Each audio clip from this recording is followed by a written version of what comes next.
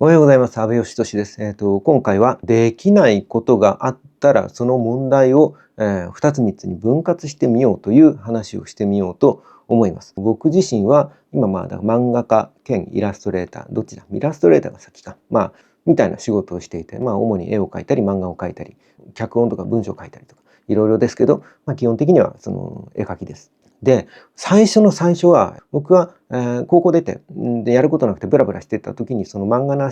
話がちょっとあって、で、そこで、もうほとんど絵を描いた経験がないような状態で、急にその漫画の、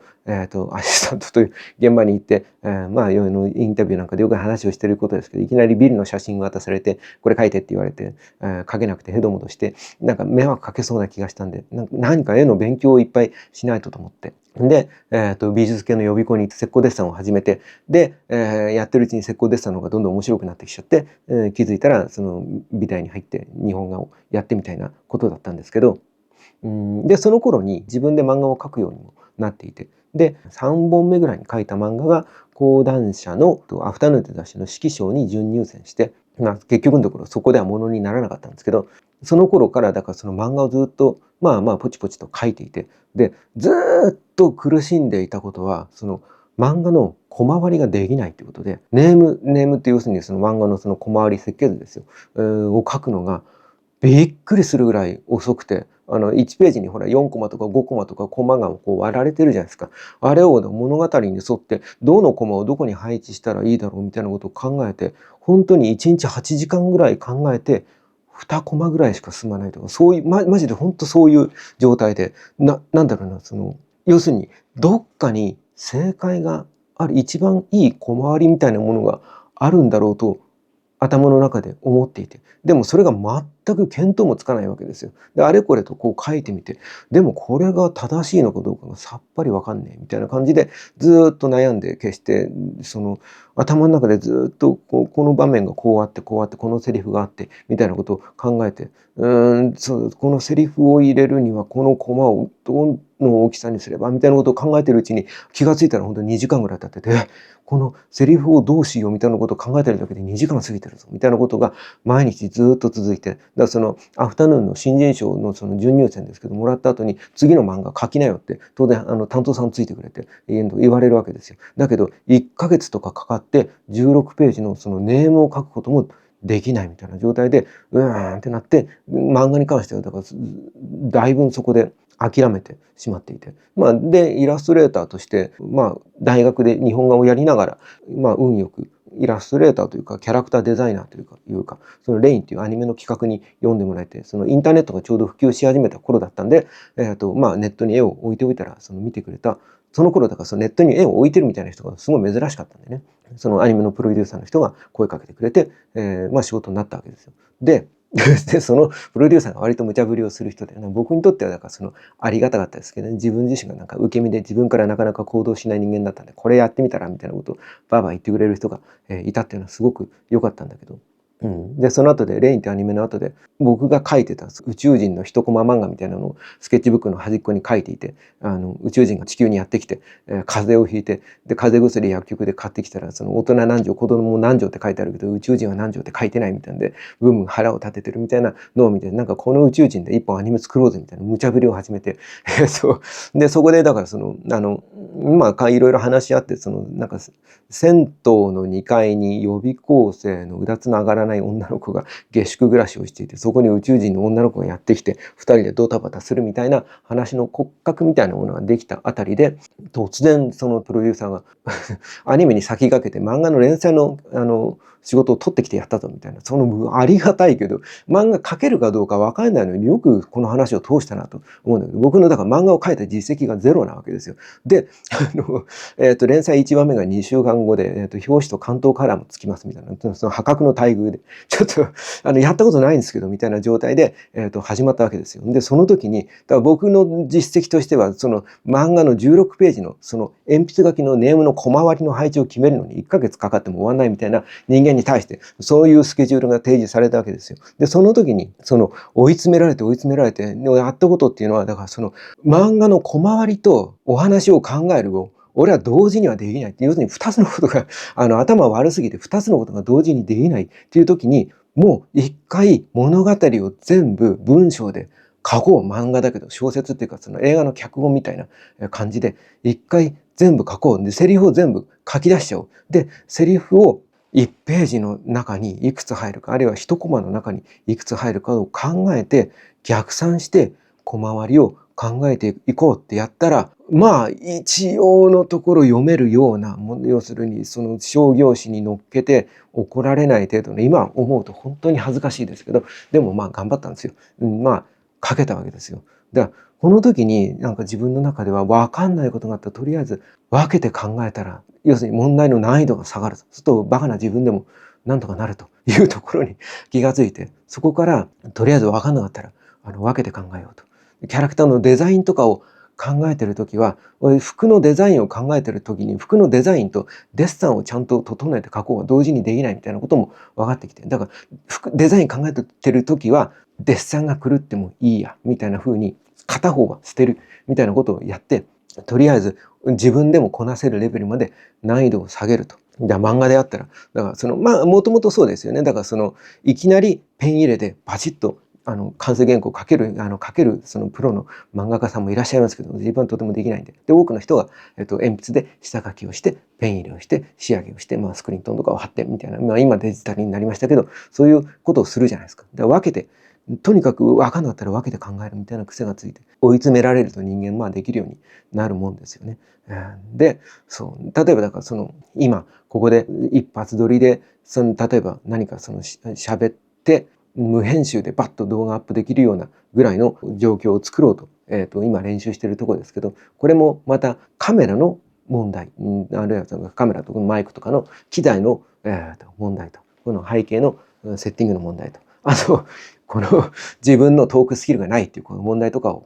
今分割して分けて考えて喋るのがパッパとできないことに関しては、だからその前も言ったけど、僕台本をきっちり書くと台本をこう硬い感じで読み上げるだけで何にも面白いことが思い浮かばなくなっちゃうんで、ギリギリ、しどろもどろにならない程度に今のであれば、そのちょこちょこっと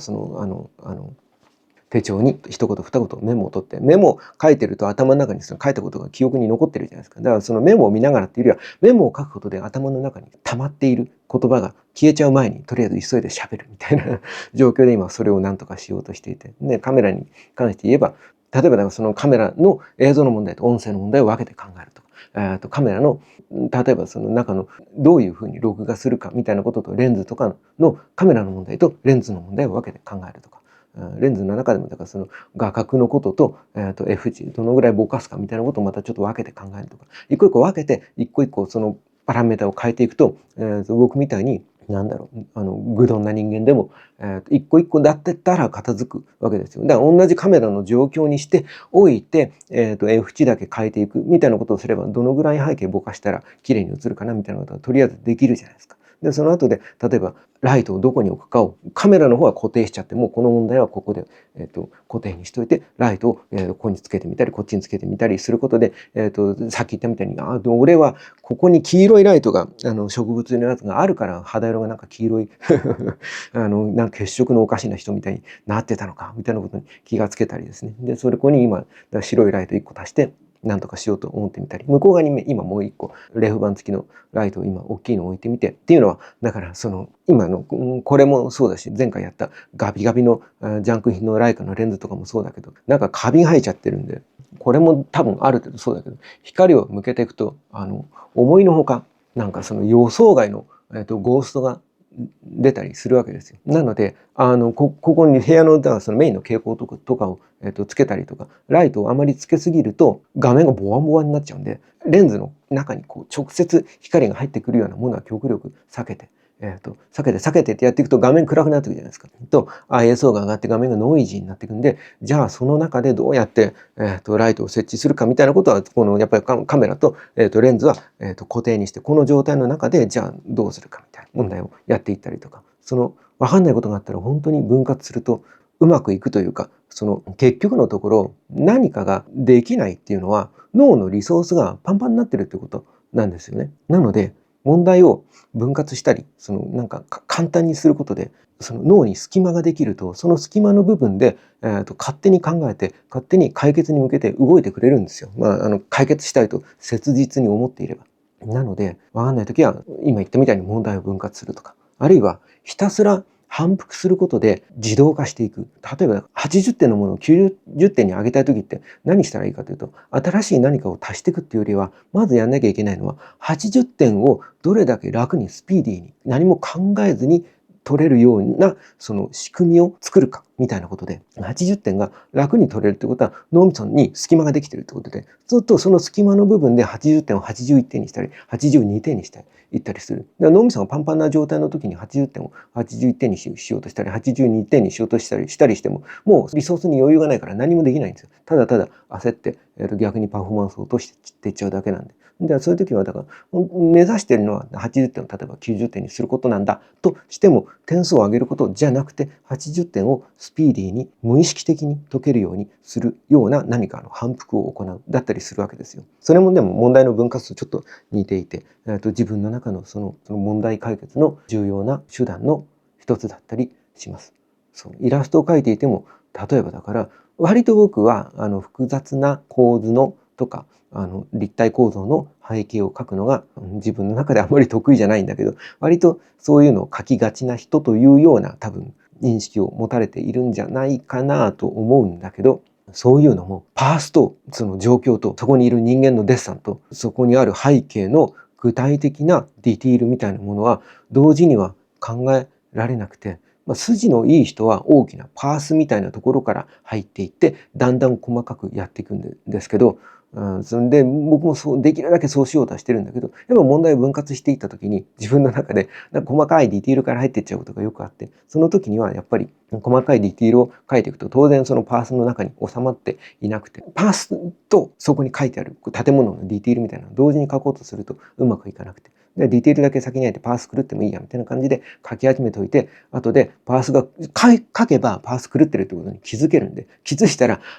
俺はこういうここに消失点があるこういうパースの絵が描きたかったんだってことに気づけるんで、そこで一回だから僕無駄が多いんですよね。なんか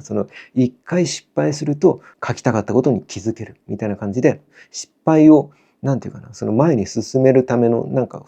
ガソリンみたいにしてにじり寄るようにして前に進んでいくような描き方をしておりますと。そうだね。デッサンとか人間の顔とかもどんな風に描いたらいいのか実は分かっていないまま描き始めることがよくあって、なんか下図を作るなり何か別な方法をやった方がいいような気もするんだけど、鉛筆で描いて消して描いて消してを繰り返していくうちに、最初白紙の時はもう何していいか分かんないんですよ。だけど失敗していいんだ、失敗していいんだ、失敗によって自分は進めるんだっていう信念のもとに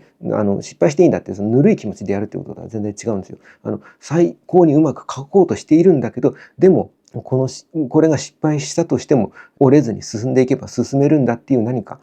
確信のもとに進んでいくと案の定失敗して、で失敗した瞬間に何が気に入らないのかが分かると何が気に入るのかが分かるじゃないですか。そうやって失敗して消してそこから書き直していく。で、僕の場合はだからどっちかというと臆病で失敗を怖がるタイプの人間だったんで、完璧主義だったり、失敗を怖がれなくなったことで、失敗によって進めるんだっていう何か確信が持てるようになったところで、自分のなんか完璧主義的なところとか、失敗を怖がって前に進めなくなるみたいなことをなんかぶっ壊して前に進めるようになったんですよね。なのでなんかゲームと違って成功すると成功体験が手に入ったり何かお金が手に入ったりする。だけど失敗した時に経験値が手に入ってベコッとレベルアップするんですよ。だから失敗するんですよ。ということでした。今日はそんな話で。はい、ありがとうございました。ではでは。